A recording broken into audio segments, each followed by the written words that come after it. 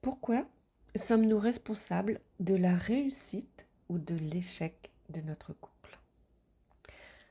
Alors, je vais détailler mes propos. Pour moi, un couple, c'est 1 plus 1 égale 3. C'est-à-dire que nous sommes uniques.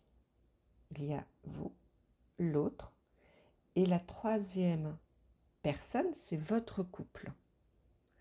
Et très souvent, l'erreur, c'est de penser que 1 plus 1 égale 2. Mais non, chacun doit rester unique, individuel. Et si chacun est individuel et que le couple est la troisième entité, eh bien c'est la réussite déjà du couple. On est toujours formaté par ce qu'on voit, mais pas par notre vibration, ce qu'on ressent. Tout ce qui est dans l'inconscient, on n'en tient jamais compte. Dans la construction d'un couple, c'est l'inconscient qui est primordial. Alors l'inconscient, c'est quoi? C'est votre vibration. Chaque être humain a une vibration. C'est-à-dire que chacun a une fréquence. Et dans cette fréquence, que tout le monde ressent inconsciemment, consciemment quand on a développé nos capacités, mais inconsciemment, on ressent tous cette vibration. Vous rentrez parfois dans un groupe, une soirée, où là, vous allez être attiré par certaines personnes, vous allez rencontrer des nouvelles personnes, où vous allez sentir que vous êtes bien. Eh bien, parce que dans leur vibration, elles sont à la même fréquence que la vôtre, et là, vous vous sentez bien à ce moment-là.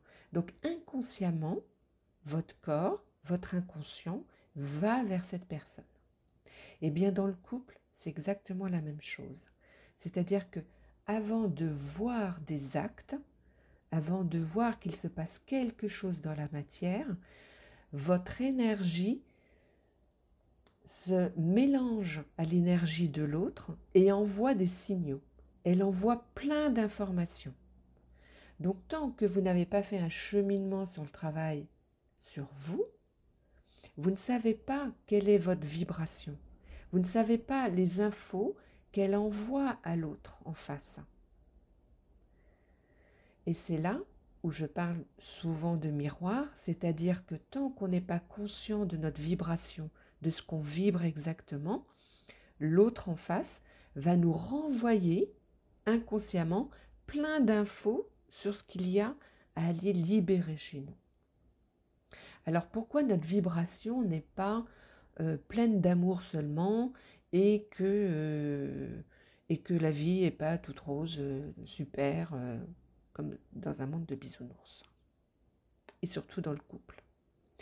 Eh bien parce que lorsqu'on échange dans le couple, déjà avec notre énergie sexuelle, vous échangez toute votre vibration, toute votre énergie ensemble.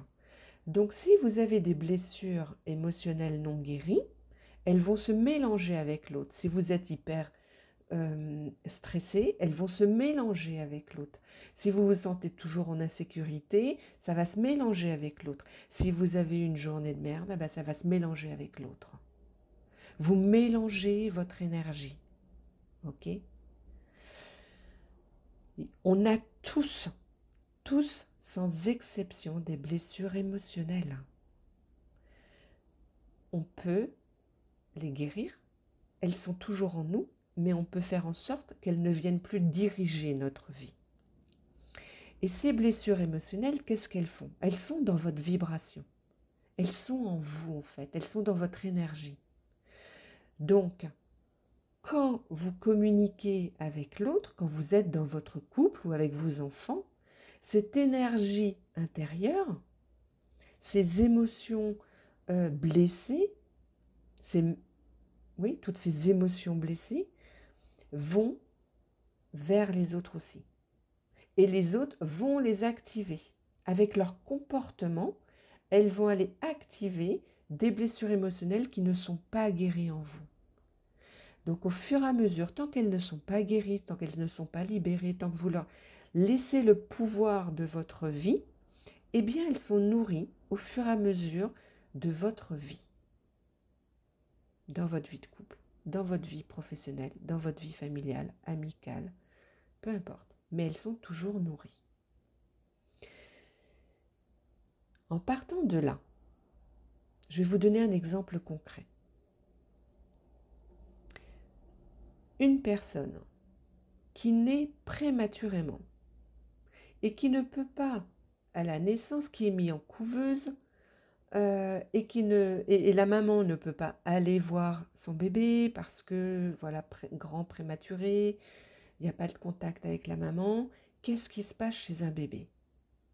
Un bébé, quand il naît, il a besoin de l'amour de son papa et de sa maman et de se sentir en sécurité. Quand on est un grand prématuré comme ça et qu'on n'a pas eu le contact avec la maman, on développe inconsciemment la blessure d'abandon.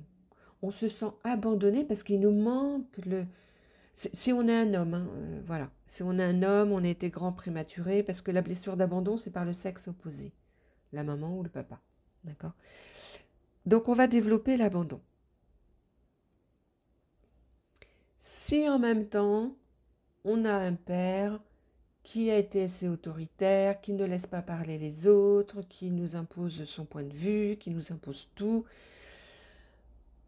eh bien on va développer inconsciemment la blessure de rejet. Parce que ce n'est pas de l'amour, ce n'est pas du partage qu'on a, c'est plutôt quelque chose d'autoritaire où on n'a pas notre place.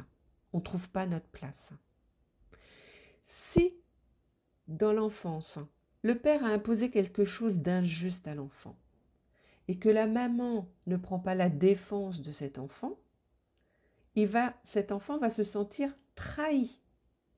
Donc vous voyez qu'en très peu de temps, l'enfant, la personne va générer la blessure d'abandon, la blessure de trahison, la blessure de rejet et de l'injustice.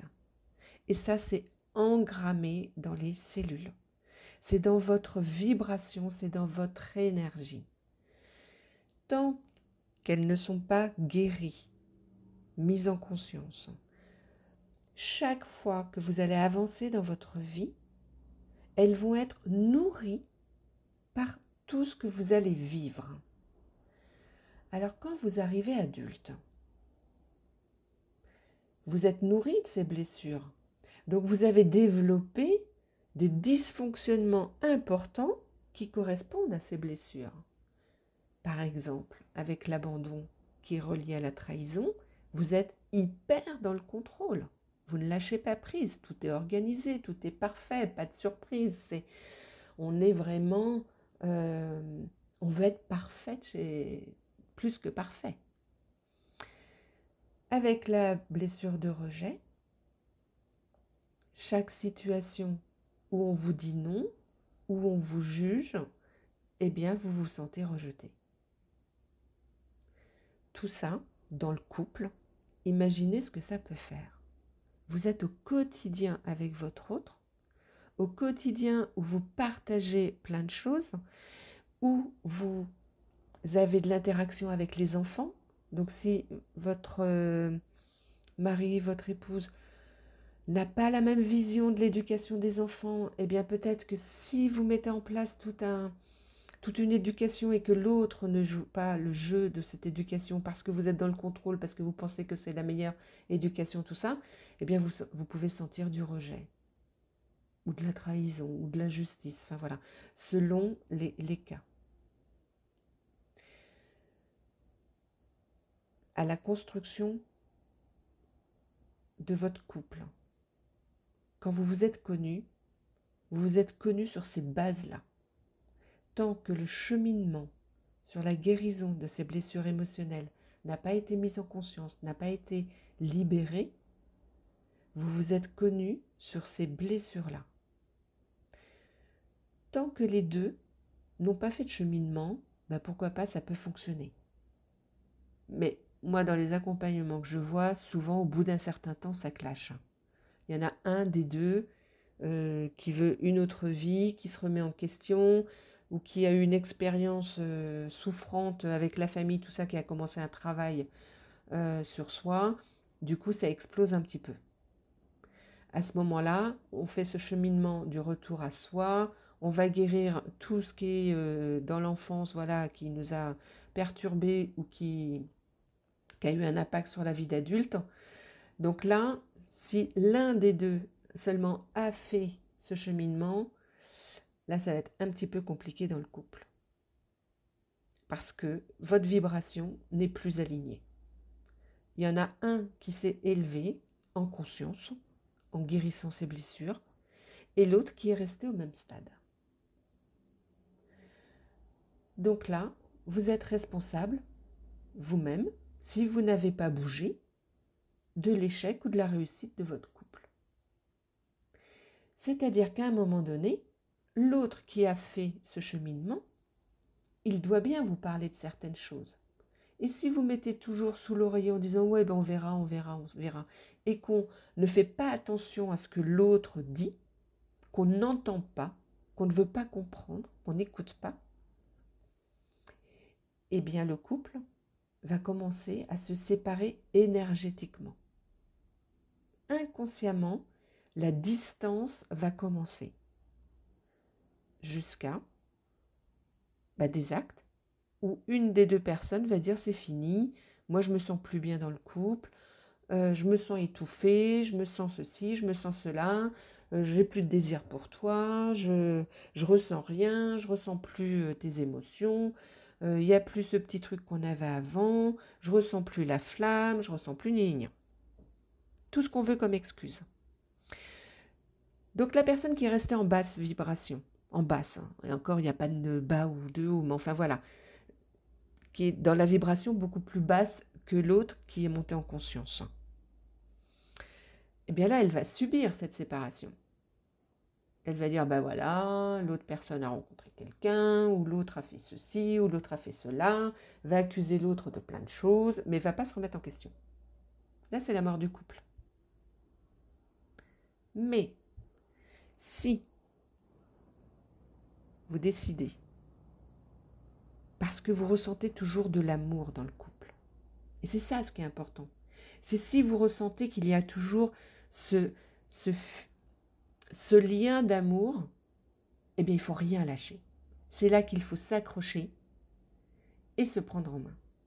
Et non pas essayer de faire une thérapie de couple tant que vous n'avez pas bossé vous-même sur vous. Ça ne sert à rien. La réussite, c'est quand chacun a fait son cheminement. Comprendre ses schémas, comprendre ses blessures, comprendre l'impact des blessures sur la vie, comprendre comment on a été dans le couple et comment on a étouffé l'autre, comment on s'est perdu, comment on ne s'est pas priorisé, pourquoi on ne se choisit plus, pourquoi on n'anime plus notre propre flamme, pourquoi on n'a plus de passion individuelle. Toutes ces choses-là, il faut aller les chercher. On a fini avec ces blessures par s'oublier en fait dans le couple. On n'existe plus. On a fait deux et c'est deux. Donc s'il y en a un qui ne bouge pas, l'autre ne bouge pas. S'il y en a un qui bouge, l'autre il tombe. Donc ce cheminement, il est hyper, hyper important. Si vous revenez à vous, si vous faites ce travail, il y a plein de méthodes. Vous faites une thérapie, comme ça vous mettez en conscience déjà certaines choses, surtout associées avec de l'énergétique, parce que la thérapie va mettre en conscience, mais allez libérer l'émotionnel énergétique qui est engrammé dans votre corps énergétique, émotionnel. Surtout, pensez à ça. Il y a plein de méthodes avec l'énergétique. Donc, commencez ce cheminement individuellement. Si l'autre l'a déjà fait, c'est parfait, parce que vous allez, si l'autre est monté en conscience, vous allez monter en conscience. Vous allez comprendre vos fonctionnements, vos dysfonctionnements surtout.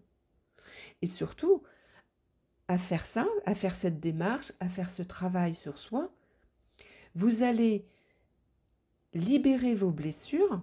Elles seront toujours en vous parce que vous avez été construit comme ça, mais elles n'auront plus d'impact sur votre vie. Vous n'allez plus les laisser prendre le pouvoir sur votre vie. Et vous allez changer, vous allez vous sentir mieux, vous allez vous sentir allégé. Et vous allez commencer, en faisant ce travail, en fait, intérieurement, vous vous sentez en sécurité. Parce que vous vous l'amenez vous-même, cette sécurité.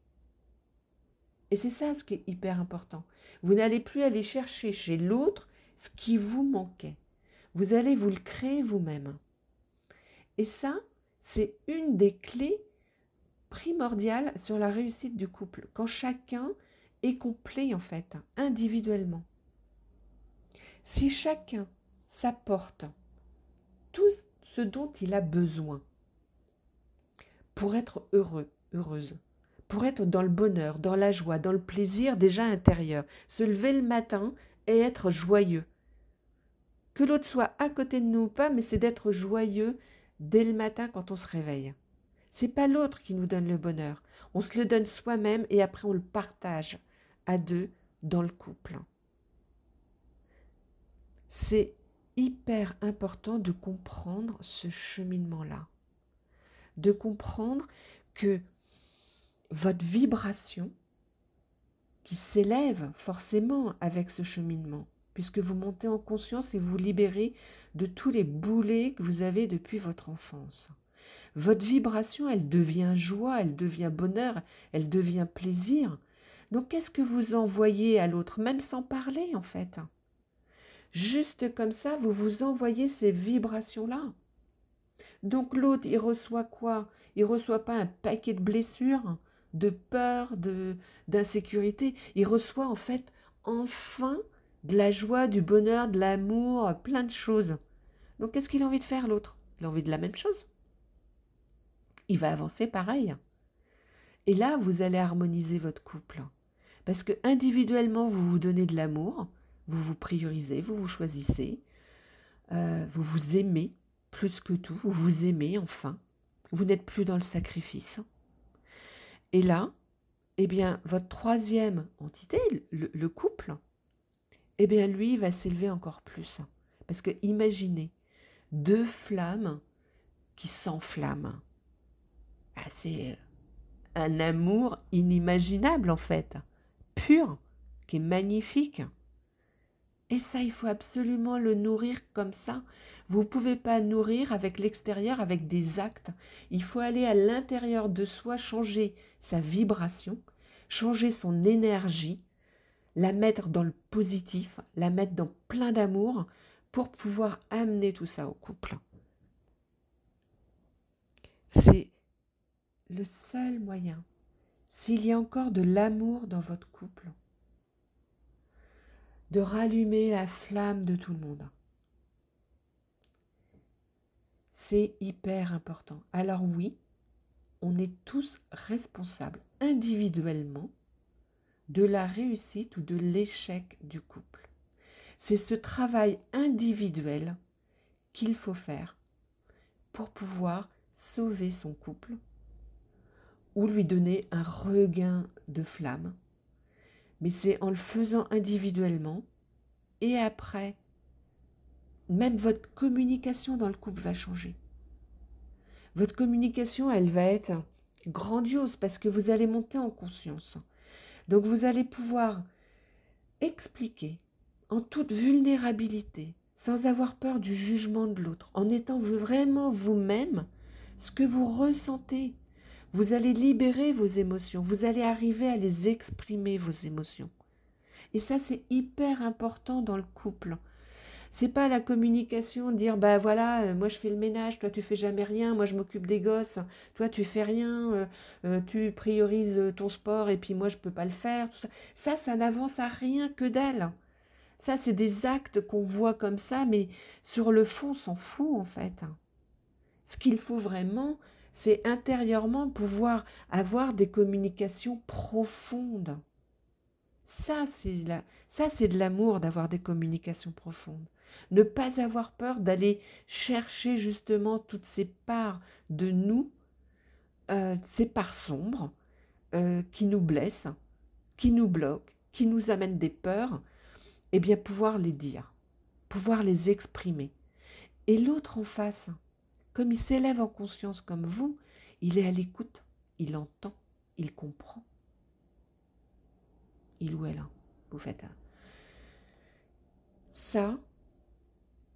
Si vous faites ça, vous allez découvrir un amour encore plus fort que ce que vous connaissiez à la base. Parce que le premier amour que vous avez eu, c'était un amour d'ego blessé. Là, vous allez apprendre à vous aimer d'un amour en conscience, libéré de ces schémas dysfonctionnels, libéré des blessures. Et ça, quand on y a goûté, on ne peut pas revenir en arrière. Ce n'est pas possible. Donc pour sauver votre couple, la première règle est savoir s'il reste encore de l'amour. S'il reste de l'amour, faites un cheminement perso. Allez chercher tout ce qui vous bloque, tout ce qui vous a mis dans cette situation-là. Votre autre le fera aussi. Parce que s'il y a de l'amour, l'autre, il va être élevé par votre nouvelle conscience. Ok ? Et il n'y aura pas de sacrifice, il n'y aura plus de sacrifice. Et vous allez vous retrouver différemment. Acceptez que le temps du cheminement, eh bien, il y aura peut-être une séparation entre vous, un éloignement. Voilà, parce que chacun va être dans son travail personnel. Et chacun aura besoin de cette introspection. Chacun aura besoin de se retrouver seul pour faire ça. D'accord ? Donc, ne soyez pas impatient, laissez le temps au temps, faites ce travail, alliez systématiquement de l'énergétique si vous voulez aller vite. En 3 mois, ça peut être fait. Donc, surtout, prenez-vous en charge, soyez responsable de votre propre bonheur pour ensuite le partager à 2 dans votre couple. C'est hyper important. Ça mérite d'être vécu. Cet amour-là, il mérite d'être vécu. Que tout le monde le fasse. C'est trop beau. C'est pur. C'est parce que là, après, votre vibration, elle va vibrer de l'amour individuellement, puisque chacun se sera retrouvé soi. Donc imaginez 1 amour, 2 amours, le 3e amour. Vous imaginez cet amour que vous pouvez vivre sans dépendance affective, sans attachement, sans sacrifice, en se choisissant systématiquement, en se respectant mutuellement. Et les enfants là-dessus, ils ressentent la même vibration, ils ressentent une vibration d'amour. Donc systématiquement, ça va faire bouger aussi la relation des parents avec les enfants. Tout va bouger dans le couple. Pourquoi s'en priver? Pourquoi ne pas le vivre? Il faut arrêter de croire aussi que c'est souffrant d'aller faire ce cheminement. On met juste en conscience. Ce qui est juste souffrant, c'est des fois de prendre conscience que pendant des années, on a eu un fonctionnement qui n'était pas très cool. C'est juste ça qui fait souffrir. Hein. C'est juste de voir qu'on n'a pas été génial en fait. Mais sinon, d'aller le faire, mais c'est du pur bonheur. Ce n'est que de l'amour, ça. L'amour pour soi déjà. Donc pourquoi hésiter? Pourquoi ne pas y aller? Quelle peur vous bloque aujourd'hui pour ne pas aller faire ce cheminement individuel? Quelle peur? Ne me dites pas que c'est l'argent. Hein. C'est que nenni ça. Il n'y a pas de prix pour le bonheur. Aucun prix. Quand on veut vraiment sauver son couple, vivre toujours cet amour-là, rien ne peut vous arrêter. Vous allez y aller pleinement. Parce que vous avez envie de vivre cet amour. Et vous savez pourquoi vous avez envie? Parce que votre inconscient, votre âme, votre cœur, en dessous, enseveli sous toutes vos blessures, il a envie que de ça. Donc c'est votre inconscient qui vous guide à aller faire ce cheminement.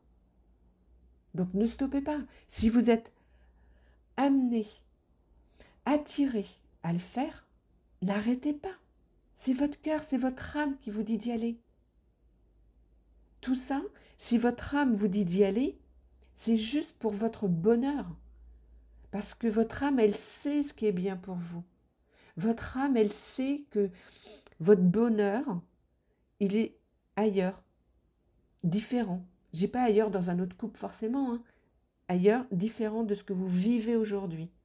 Et que si aujourd'hui vous vous posez cette question-là, si aujourd'hui votre couple, c'est bancal, enfin voilà, il n'y a pas d'harmonie, il manque quelque chose, c'est qu'il est temps de le faire. Et il y a toujours un timing divin. Donc c'est peut-être maintenant qu'il faut le faire. C'est tout. En 3 mois, c'est fait. Pourquoi s'en priver? Pensez à vous, pensez à votre bonheur. Et votre bonheur, et ce que vous allez faire pour vous, vous allez le transmettre à vos enfants. C'est magnifique ça. C'est le plus beau des cadeaux que vous pouvez leur faire.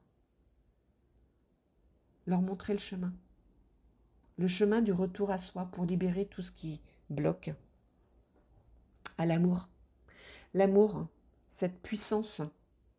Il n'y a pas plus puissant que l'amour en fait. C'est l'énergie la plus puissante. Et vous verrez que votre énergie, votre vibration va se modifier. En se modifiant, votre monde extérieur va se modifier. C'est-à-dire que ça va être beaucoup plus serein.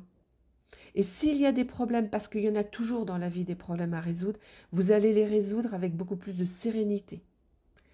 Vous allez tout prendre sans peur.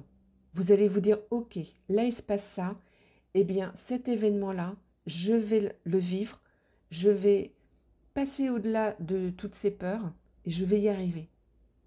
J'arriverai à passer outre cet événement qui est souffrant, qui est voilà. Il y a plein de choses dans la vie qui ne sont pas toujours agréables, mais si on a toujours foi en soi, cet amour et cette sécurité qu'on se crée en nous avec ce cheminement, eh bien les problèmes, on arrive à les gérer beaucoup plus facilement. Je ne dis pas que la première réaction elle va être égotique, on va se dire ah ben non, c'est pas possible, je ne mérite pas ça, mais dès que vous allez revenir à vous, vous allez savoir comment faire pour gérer la situation. C'est trop beau de faire ce cheminement. Vraiment. Donc voilà, je voulais juste partager avec vous pourquoi chacun était responsable de la réussite ou de l'échec du couple.